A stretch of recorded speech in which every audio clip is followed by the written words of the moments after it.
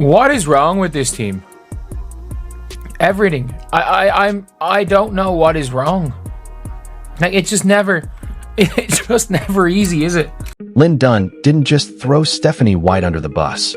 She launched that thing at full speed with zero brakes. And Indiana Fever fans are absolutely spiraling.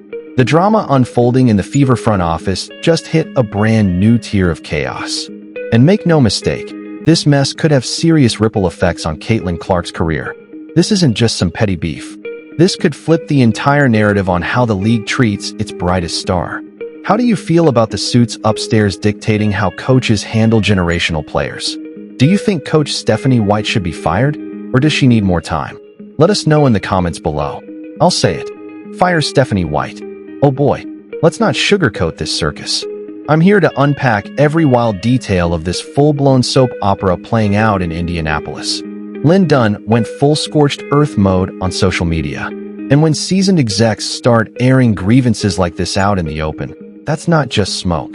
That's a full-on 5-alarm fire inside the organization. Like Lin Dunn posting. And this is again the former GM of the Fever who's now something to do with the Fever. I don't know what her role is. She posted, "Don't expect the players to do it if you don't drill it."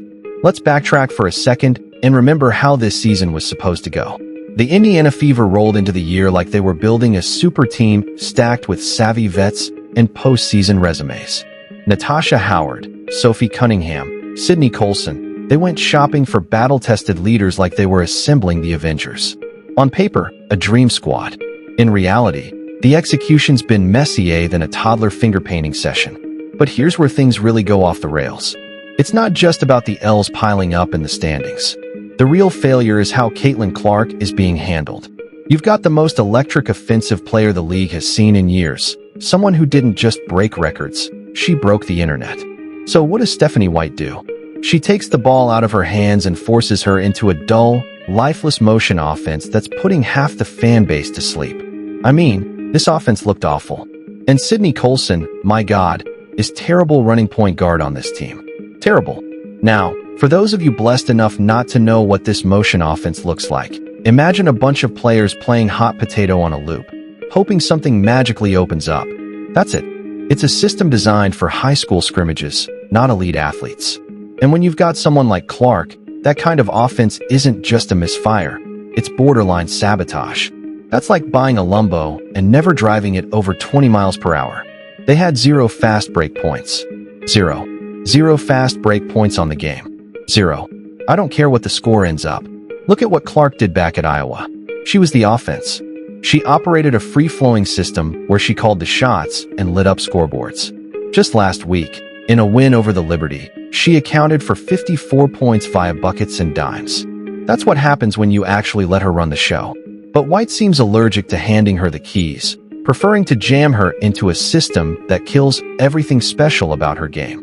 Then came the social media explosion. Lin Dunn, once the Fever's GM and now awkwardly pushed into a vague senior advisor position, decided she'd had enough.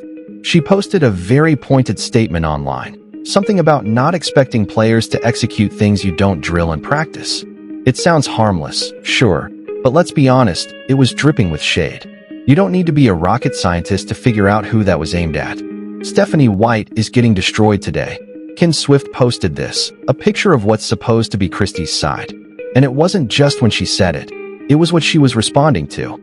This came right after another brutal loss where the offense looked completely rulerless. The players seemed lost.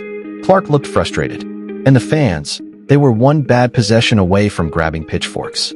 Dunn didn't just throw shade. She practically printed out a playbook of everything wrong with White's coaching and slid it across the internet. And fans, oh, they're done being polite. One particularly savage comment said, "The fans are turning on Stephanie White and fast." These aren't casuals tuning in once a week. These are ride-or-die Fever supporters who've stuck with the team through thick and mostly thin. If they are flipping the switch this early in the season, that's not a red flag. That's a neon billboard screaming, "We've seen enough." Like, they were embarrassingly bad without Caitlin Clark. They were just embarrassingly bad. And I mean this. A good coach will figure something out.